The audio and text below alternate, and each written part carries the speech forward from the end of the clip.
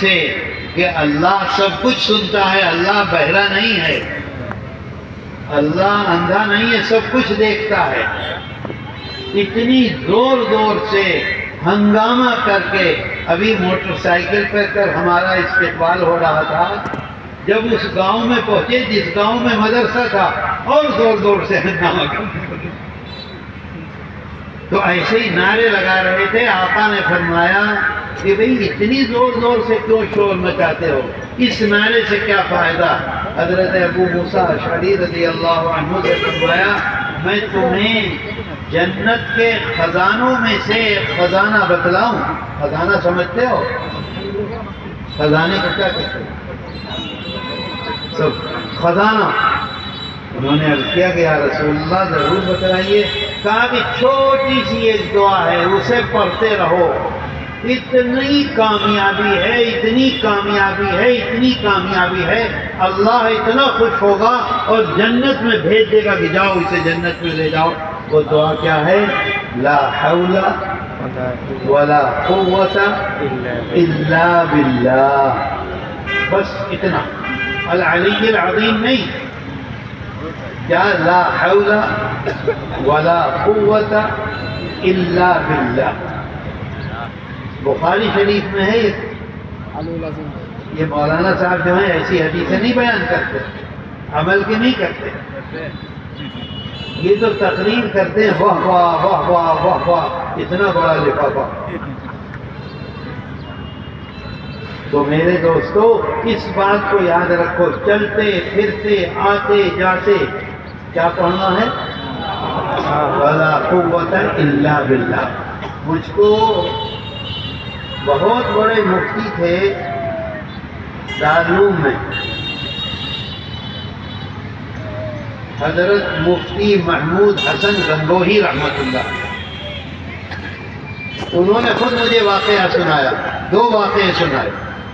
لا حول کتنی طاقت والی چیز ہے، کتنی قوت والی چیز ہے.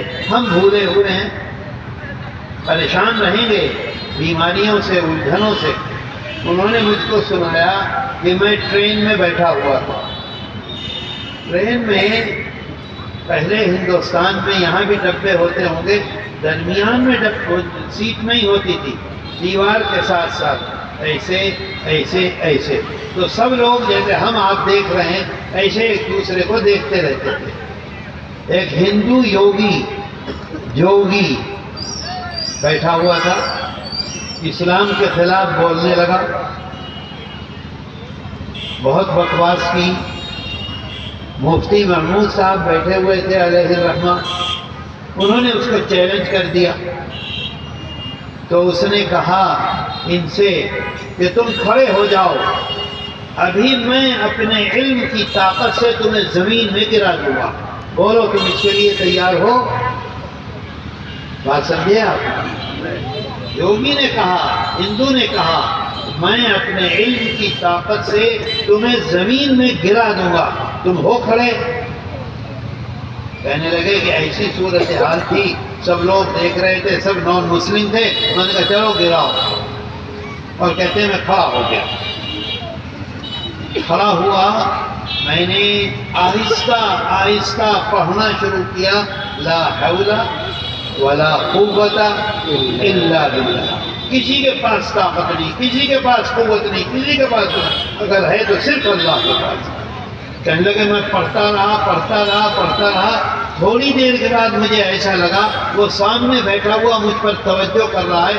تھوڑی دیر کے بعد مجھے ایسا لگا کہ میرے پاؤں کانپنے لگے. سمجھ رہے ہو بات؟ پاؤں کانپنے لگے، اب میں گر جاؤں گا. کہنے لگا میں نے اسی قوت سے پڑھا، لا حول ولا قوت الا باللہ. کہنے لگے جیسے ہی میں نے بہت زور سے پڑھا، ایک دم وہ یوگی جو تھا گھبرا کے ایک دم اٹھ گیا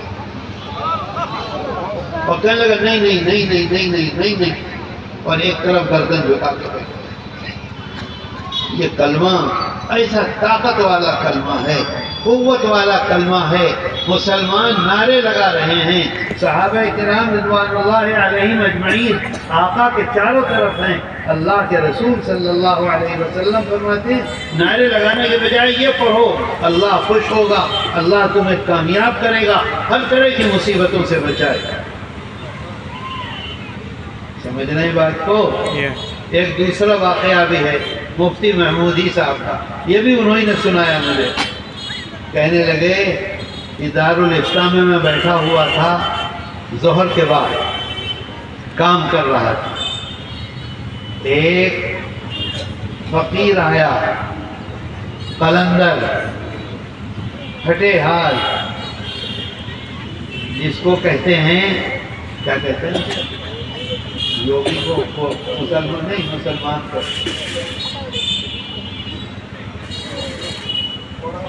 نہیں یار چھوڑو تم تو بالکل جو پڑے رہتے ہیں بالکل باولوں کی طرح سے.